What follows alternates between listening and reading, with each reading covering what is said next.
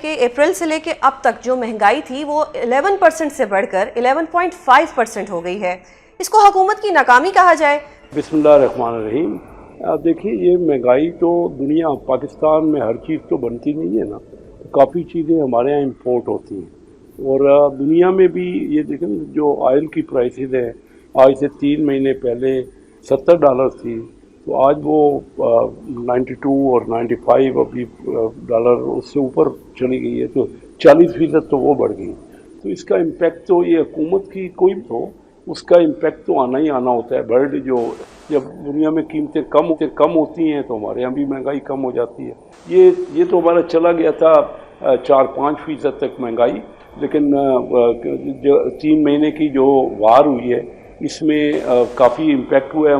हमारा ऑयल जो है ना इम्पोर्टेड है और हमें पे करना होता है दुनिया की कीमतों पे, तो इस वजह से कोई शक नहीं कि महंगाई बढ़ी है, लेकिन इंशाल्लाह मैं समझता हूँ जंग बंद हो जाएगी जल्द ही और इसका इम्पैक्ट बहुत बेहतर आएगा पाकिस्तान पे। लेकिन शेख साहब मैं बेसिकली ये जानना चाह रही हूँ कि हम हर चीज मिलेगा। जी हम वॉर पे नहीं डाल सकते। चले वॉर की वजह से पेट्रोल महंगा हुआ, लेकिन 117 रुपए लेवी क्यों बढ़ा दी गई?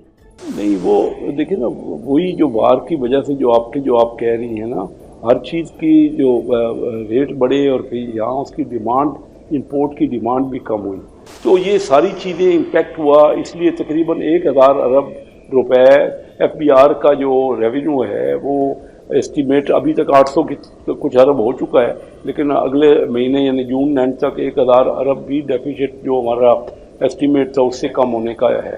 तो ये इसी वजह से देखिए ना, हमें फर्दर लगाना पड़ता है, लेवी लगानी पड़ती है, इम्प्रूव करना है कि हमारा डेफिसिट कम हो ना, जो खसारा है बजट का वो कम से कम होगा, नहीं तो इम्पैक्ट उसका आना ही आना होता है। वो तो उसी वजह से हुआ है जो आपके सामने। शेख साहब, मेरा सवाल भी आपसे ये था कि 868 बिलियन का शॉर्टफॉल है, ये FBR का जो शॉर्टफॉल जा रहा है, आप लोगों ने लेवीज भी लगाई, आप लोगों ने टैक्स भी बढ़ाए, फिर तो ये स्ट्रेटेजी नाकाम हुई ना। ये नाकामी तो फिर हुकूमत और FBR की है। फिर FBR का ये जो दफ्तर है बंद कर देते हैं, इनको सैलरीज किस चीज़ की दे रहे हैं? वो भी अवाम की कमर पे बोझ पड़ रहा है।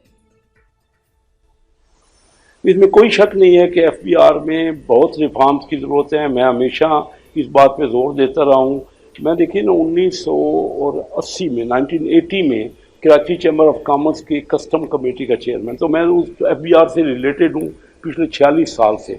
ये दुरुस्त है, लेकिन उसके बावजूद पिछले साल से 10% हमारा रेवेन्यू बढ़ा है और 2024-25 में जो 25 का साल क्लोज हुआ है उसमें 26% रेवेन्यू बढ़ा था। तो ये दोनों 2 सालों में 24 से लेकर 26 तक तकरीबन 40% के करीब हमने पहले से रेवेन्यू बढ़ाया है। लेकिन क्योंकि ज़रूरत हमारी ज़्यादा है, अखराजात बढ़ रहे हैं, अखराजात भी ख़ास तौर पे हमारा जो कर्ज़े लिए हुए हैं उसकी सर्विस सबसे बड़े खर्चा है। और फिर डिफेंस आप देख रही हैं कि खित्ते में जंग जिस तरह मैली निगाह से इंडिया हमारी तरफ देख रहा है, उसका डिफेंस बजट $85 बिलियन है और हमारा अभी 9-9.5 बिलियन है।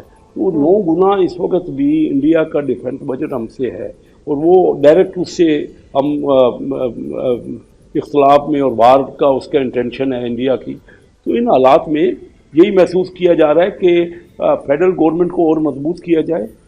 ये जो सूबों को दिया जाता है 57.5%, उसमें कोई कमी करके ताकि फेडरल गवर्नमेंट के पास कर्ज़ों को सर्विस करने के लिए जो कर्ज़ों की सर्विस है और फिर डिफेंस के लिए फिर हमारे अखराजात हैं जो तनख्वाहों के, और वो सबको कवर करने के लिए हमें ज़रूरत है। कोशिश की जा रही है, हो रहा है। इस बजट में भी कोई रिस्ट्रक्चरिंग कर रहे हैं, यानी ऐसे तबकों में जो टैक्स नेट में नहीं आते उनको टैक्स में लाया जाए। आप देखेंगे काफ़ी तब्दीलियाँ कर रहे हैं और इसमें कोई शक नहीं कि FBR के जो टारगेट थे वो पूरे नहीं हुए।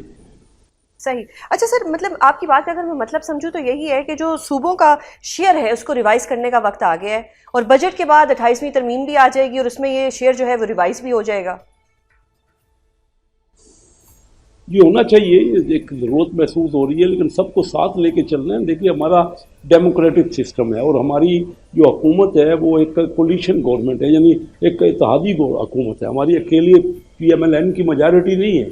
तो पीपल पार्टी ख़ास तौर पे और MQM, उनको हमने साथ लेके चलना है, उनके पॉइंट ऑफ व्यू को भी एडजस्ट करना है। तो ये सारा मिलजुल के जमहूरी निज़ाम चल रहा है ताकि जो फैसले हों वो मुल्क के मफाद में हों और ये तमाम पार्टियों के मुश्तरका लाया अमल हो। तो ये तकलीफ तो है, इसमें हमें कोई शक नहीं है कि इस वक्त फेडरल गवर्नमेंट काफ़ी मुश्किल में है। और अभी प्रेसिडेंट जरदारी साहब ने बहुत अच्छा बयान दिया है। उन्होंने कहा है कि हम सबको इस्टेब्लिशमेंट को मजबूत करना पड़ेगा। मैं इस बात से उनकी बिल्कुल मुतफिक हूँ।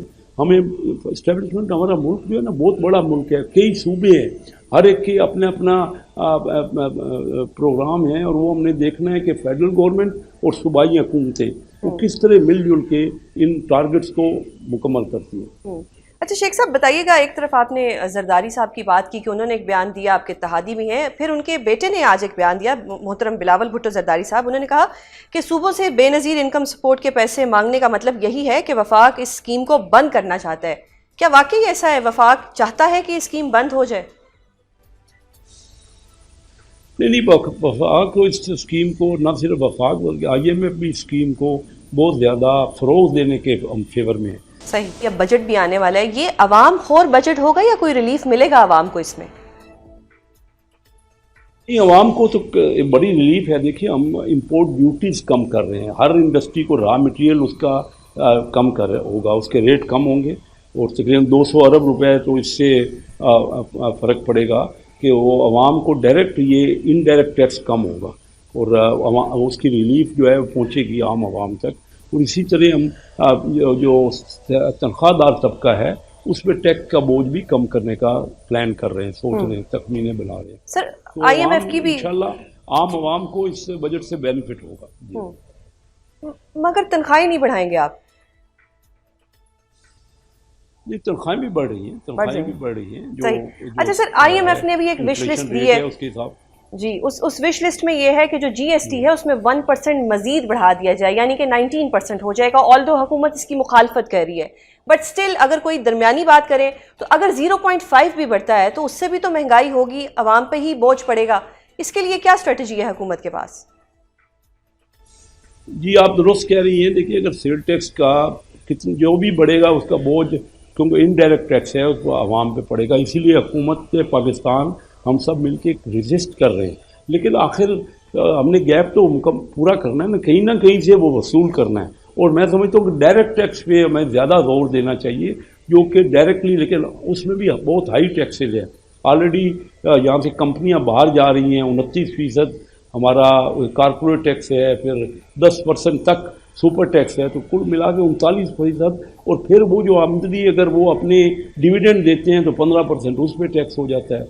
बाकी 61% जो उनके पास बचता है तो वो भी 9-10% टैक्स है। तो 49-50% तक टैक्स बन जाता है, जो दुनिया के मुकाबले में बहुत हायर है। तो हम डायरेक्ट टैक्स भी कोशिश करें, लेकिन अब लोग रिस्ट्रक्चरिंग की कोशिश है कि जिन तबकों से टैक्स वसूल नहीं होता वो रिफॉर्म्स करके, और FBR के रिफॉर्म्स, FBR में अभी बहुत रिफॉर्म्स की ज़रूरत है। मैं हमेशा जोर देता रहा हूँ और मैं देखता, 2 बार मैं नेशनल असम्बली की स्टैंडिंग कमेटी का फाइनेंस का चेयरमैन रहा। और मेरी एक फैमिली, वाइड फैमिली है, जो पाकिस्तान के तीनों चैम्बरों को उन्होंने इलेक्ट होके प्रेसिडेंट बने। मैं खुद Karachi chamber of commerce industry का प्रेसिडेंट बना आज से कोई 39 ईयर्स एगो। मेरा मरहूम बेटा इरफान कैसर शेख लाहौर गया तो Lahore chamber of commerce industry का इलेक्ट होके प्रेसिडेंट बना। और मेरा first cousin Faisalabad chamber of commerce. तो हम करीब हैं बिजनेसमैन से, दिन रात उनको देखते हैं। तो ये PTI के दौर में जो टर्फ दिया गया ना, उसमें बहुत ज़्यादा 150 लोगों को बहुत लंबे चौड़े कर्जे 0% पे 10 साल के लिए दिए गए। तकरीबन $3 बिलियन के, जो कि आज के हिसाब से 900 अरब रुपया बनता है, वो कर्जे दे दिए गए। और वो पता नहीं कि उन फैमिलियों से चेक करें। मैंने कई बार फाइनेंस कमेटी के चेयरमैन की हैसियत से बात की कि वो कर्जे, उसी वजह से पाकिस्तान डिफ़ॉल्ट की सूरत में चला गया PTI के दौर के बाद, क्योंकि 0% पे जब डॉलर भी 115-120 रुपये का रेट था, उस पे 10 साल के लिए 0% पे 150 अमीर लोगों को उन्होंने कहा था कि हम अपनी इंडस्ट्रियाँ लगाएंगे, पर्टिकुलर टेक्सटाइल और सीमेंट और इन शोबों में। लेकिन इंडस्ट्री भी नहीं बढ़ी और उनका कोई जवाब भी की हुकूमत नहीं लेती। आखिर देखना पड़ेगा ना कि किस तरह उसको अकाउंटेबिलिटी करे। कोई भी हमारा काम हो हम मुसलसल हमारी कोशिश होती है कि आवाम को फ़ायदा पहुँचे। हर हुकूमत ये चाह रही थी, लेकिन रिज़ल्ट तो नहीं है ना। अब तो महंगाई अब भी बढ़ रही है और साथ साथ पावर्टी जो है वो बहुत ज़्यादा बढ़ गई है। तो इन फिगर्स को कोई झुठला नहीं सकता ना, ये हकीकतें हैं। हमने अपने आप, मैं चीन देखता हूँ, जब हमारी अभी बैंक की बिल्डिंग बनी ना 68-69 में, तो एशिया में सिर्फ जापान और हांगकांग को छोड़ के एशिया के किसी मुल्क में ऐसी बिल्डिंग नहीं थी। आज मैं चीन जाता हूँ, पिछले साल 2-3 बार गया हूँ, तो उसमें मैंने हज़ारों बिल्डिंग देखी है, जो ह्यूज बिल्डिंग्स वो बन रही हैं। उनके यहाँ सेकंड लार्जेस्ट इकॉनमी हो गई है। बिल्कुल सर, उनकी क्या गवर्नमेंट है, मतलब हमारी गवर्नमेंट का और उनकी गवर्नमेंट का तो कोई कंपैरिजन ही नहीं, चाहे फिर वो इमरान खान साहब का दौर हो, नून लीग का दौर हो या पीपल्स पार्टी का दौर हो। कि सबको मौका मिला ना। पिछले 27 साल में 9 साल परवेज़ मुशर्रफ साहब की हुकूमत रही, और फिर मिला के 5 साल पीपल पार्टी और 4 साल पीटीआई, और 9 साल 2 बार मुस्लिम लीग नवाज की हुकूमत रही।